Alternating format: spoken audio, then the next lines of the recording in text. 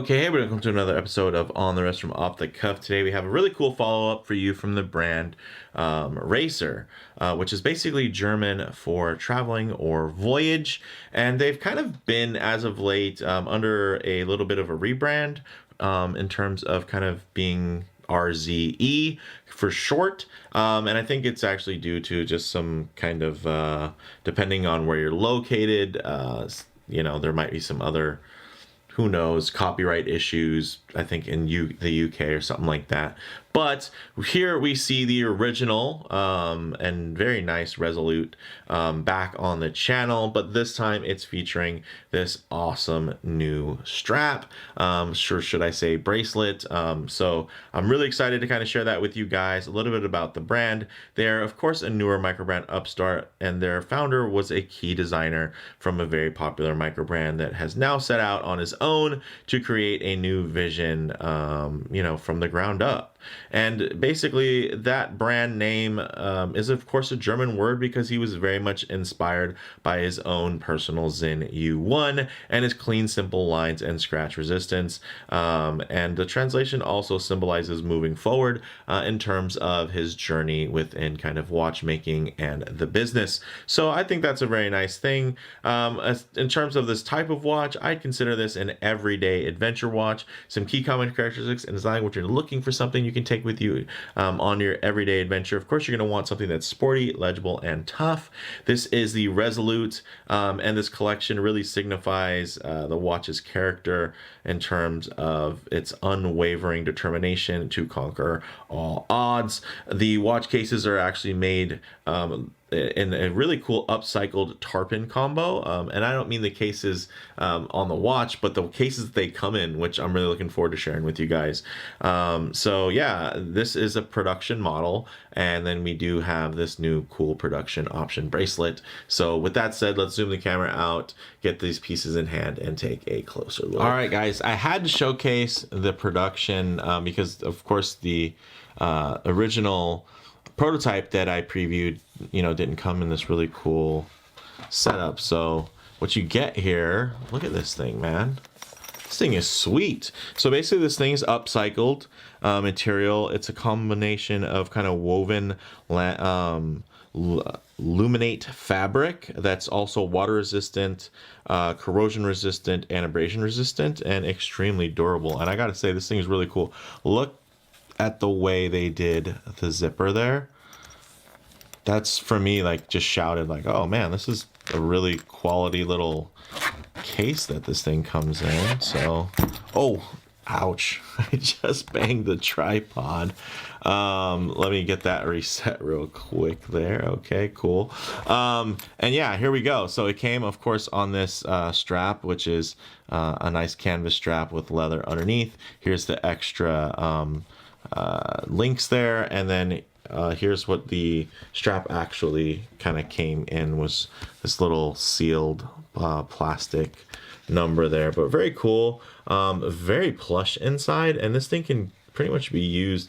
And then you get this nice little wipe there, which is great. So yeah, I did want to share that with you guys just because I was really impressed, honestly, that like this cool little upstart came out with this awesome kind of different idea in terms of the watch storage there. So dig that. We'll get that off camera here and dive into the good stuff. Woo! All right, you guys know I'm a bracelet guy. You guys know I'm a tool watch guy, and man, look at that. All titanium, all hard coated. So that's just epic. So a little bit about this watch. Full price $399, but you can get these currently for the next round of production on pre-order for $329. So really, again, bang per buck. Yeah, a lot of it there. And this bracelet you can actually get as a separate option, 99 bucks. It has the ULTRAHex titanium bracelet. So definitely check links in the comments. I'm sorry, in the description below to get there. But man, this thing is sweet. Now it's not super like, stiff and like super high precision, but it is it has a little bit of flex in it. But for me, it's more like of a comfort issue. I wouldn't say that it's a lack of precision. I think it's just the nature of the beast with how angular this thing is. yeah, it's actually really cool and super comfortable on the wrist, obviously because of that titanium use there. Now, the case size on this is just about 40.5 millimeters in diameter, and that's including those crown guards. If you actually measure from like 2 o'clock to 8 o'clock, it's only 39.5. So that's pretty cool. Like for me, actually kind of perfect in terms of, proportions and scale there. The height on it is only 11.5 millimeters, and it only has a 46 millimeter lug to lug. And of course, these lugs are female end links there, so you're not going to add any lug to lug length by adding the bracelet on, which is a nice touch. Of course, this whole thing is made out of titanium. It's matte blasted with their proprietary ULTRAHex coating, which is basically up to about 1200 hardness Vickers, which is pretty impressive. You also get a flat sapphire crystal with about 10 to 12 coats of AR coating. So although you know there's a crystal there, honestly, you will really have trouble finding it. Like, where is the, oh, there it is, right? Like if we directly flash a studio light on it, you can see it, but for the most part, that thing disappears. So very cool from that standpoint. The crown is beautifully done. Look how big this thing is, and it's not long, it's just wide, which I really like. So really great articulation and actuation when you're interacting with the crown and your setting time and whatnot. Really beautifully done. Also, it's signed and screwed down, which does add more security in terms of that 100 meters of water resistance. Now, inside you will actually find an automatic Seiko Instruments NH35A, which, it's not the sexiest movement. I want to say, actually, I thought this thing had a Miyota in it, but my notes here say NH35, so I'm surprised, honestly. Like when I was wearing it, it really didn't feel like it was an NH35, so kudos to them. But I guess that explains the slightly thicker case, but this thing is actually super nice. So I dig that, and honestly it helps keep the price super down, which is great. Also, you're getting better shock resistance in terms of over the Miyota. Now, with that, of course, everything is solid in terms of the case back. It's really nice, and actually, I believe the case back itself is uncoated, so you can see it's a slightly darker tint of titanium. Of course, the light's going to play with it differently, but that's more so just kind of for the hypoallergenic properties that you're going to get. So it feels good up against the skin. Now, again, we do have the 100 meters of water resistance. You do have those nice Viton gaskets, and then you have a 20 millimeter lug width. You have this beautiful solid H-link, solid end links, screw-in connecting pins, all milled up very nicely. And again, you have screw connectors, which is great. Milled clasp, little flip lock action, and then some nice micro adjust there.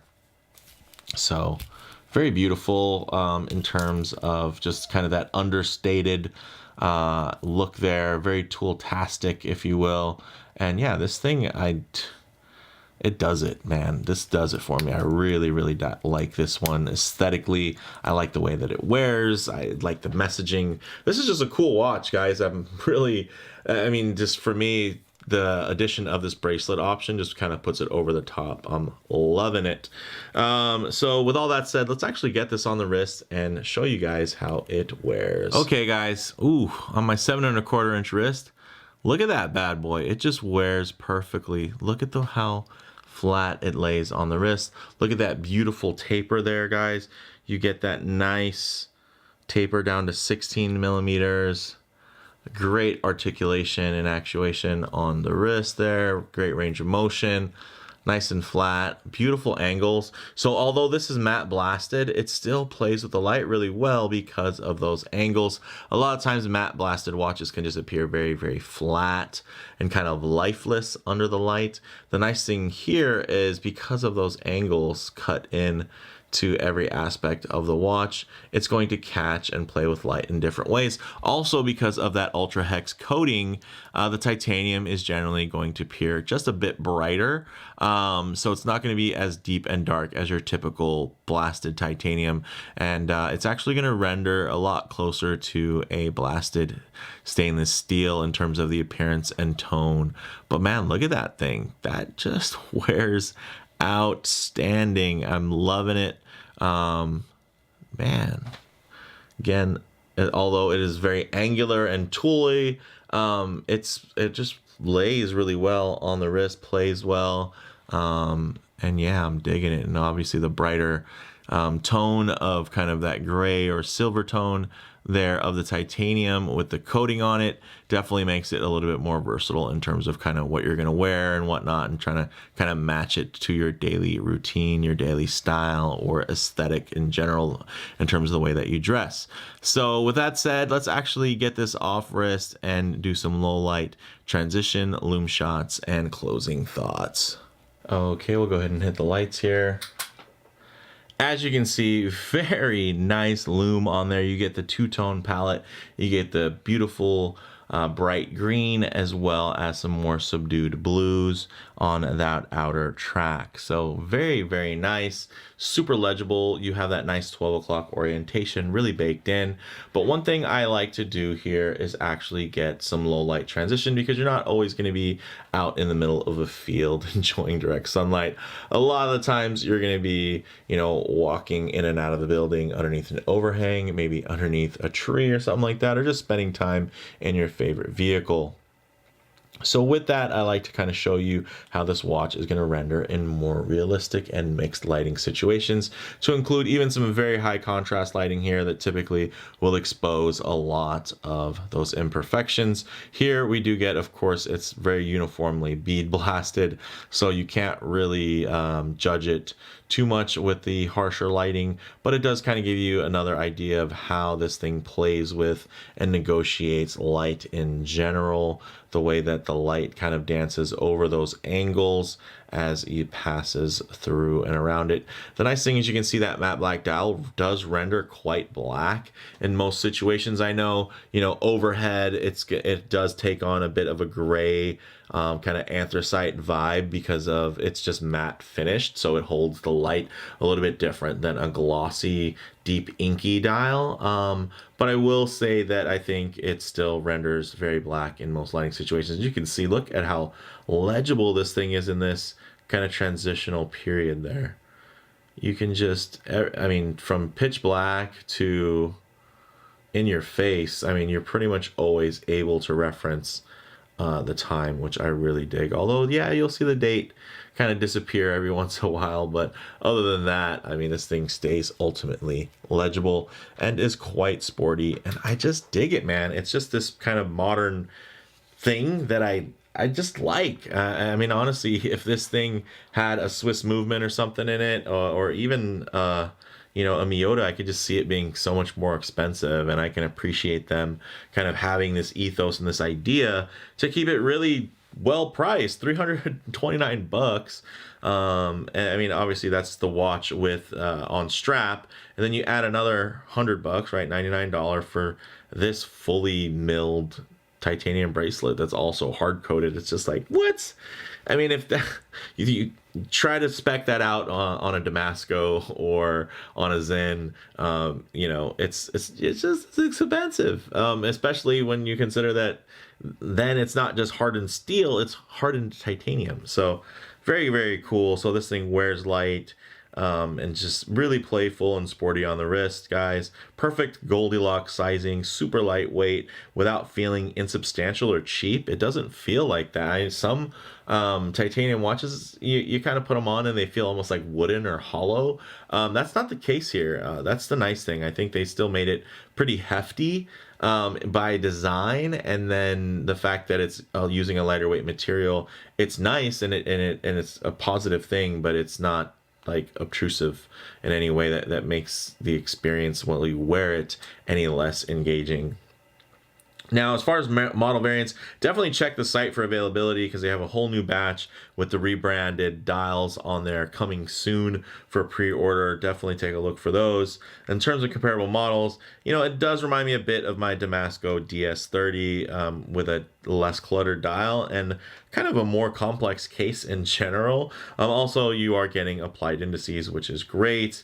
And then, you know, for me, guys, bottom line on this is, yeah, this is kind of one of my favorite GATA watches. Go anywhere, do anything. Because this, I mean, I guess more on the adventure side, because I guess you couldn't go to I mean, you could go to the boardroom with this one. You could, I guess, try to dress it up, but I prefer it like this. I think it's something that more casual, more purposeful adventure. Definitely that type of watch that can go anywhere, do anything. But when I think of go anywhere, do anything for this watch, I mean within its capabilities, not necessarily within its versatility. So yeah, that's just kind of a way that I look at it. But let me know what you guys think in the comments below. If you like the video, please do it like. And if you haven't already, please subscribe for more content just like this. Thanks, guys.